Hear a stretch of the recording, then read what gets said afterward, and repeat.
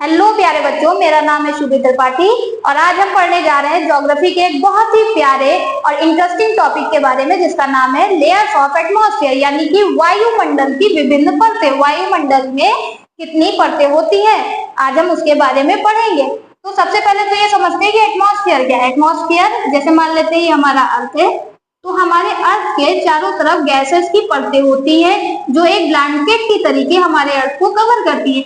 इन्हीं को हम एटमॉस्फेयर कहते हैं, इन्हीं को हम क्या कहते हैं, एटमॉस्फेयर कहते हैं।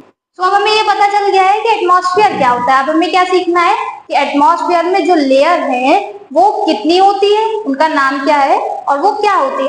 तो basically our atmosphere is divided into 5 layers starting from the earth surface. हमारे अर्थ के सरफेस से स्टार्ट करके 5 लेयर्स होती है एटमॉस्फेयर की। ठीक है, जैसे ये हमारे अर्थ का सरफेस है जहाँ पे हम सभी रहते हैं, पेड़ होते हैं, घर होते हैं, यहाँ पे हम सभी रहते हैं, ये हमारे अर्थ का सरफेस है।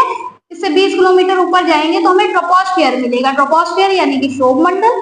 क्षोभमंडल में क्या होता है, मौसमी क्रियाएं होती है। जितनी भी मौसमी क्रियाएं होती है, आंधी, वर्षा, तूफान, वो सारी यहीं पर होती है। ठीक है, फिर हम 50 किलोमीटर ऊपर जब जाएंगे तो हमें स्ट्रेटोस्फियर देखने को मिलेगा, यानी कि समताप मंडल। समताप मंडल में क्या होता है, यहाँ का जो वातावरण होता है वो स्टेबल होता है, यानी कि शांत होता है, जिसके कारण जितने भी वायुयान होते हैं वो यहाँ पर आसानी से उड़ पाते हैं।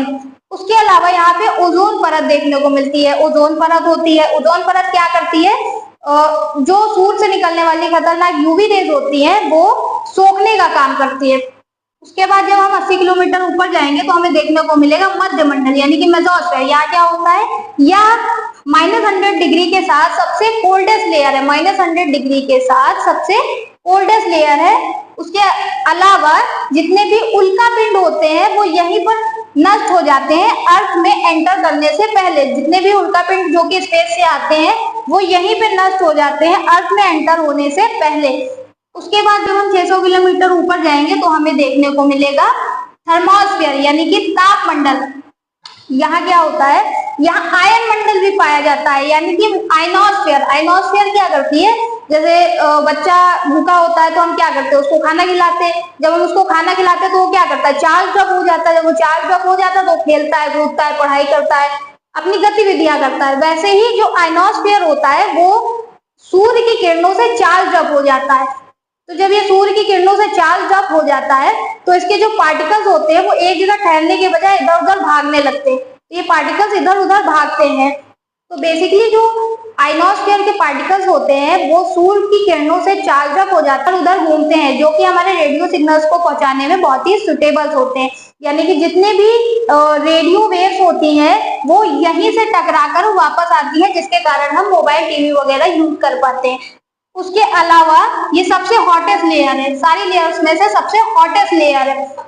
उसके बाद हम 10,000 किलोमीटर ऊपर जाएंगे तो हमें वही मंडल देखने को मिलेगा, यानी कि एग्जॉस्फीयर देखने को मिलेगा।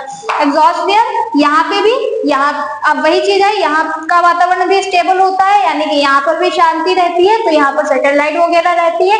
इसके अलावा यहाँ पे 2 गैसेस पाई जाती है जिसका नाम है हीलियम और हाइड्रोजन। यहाँ पे 2 गैसेस पाई जाती है, हीलियम और हाइड्रोजन, जो कि मिलकर स्टार्स बनाती है। हीलियम और हाइड्रोजन मिलकर स्टार्स बनाती हैं।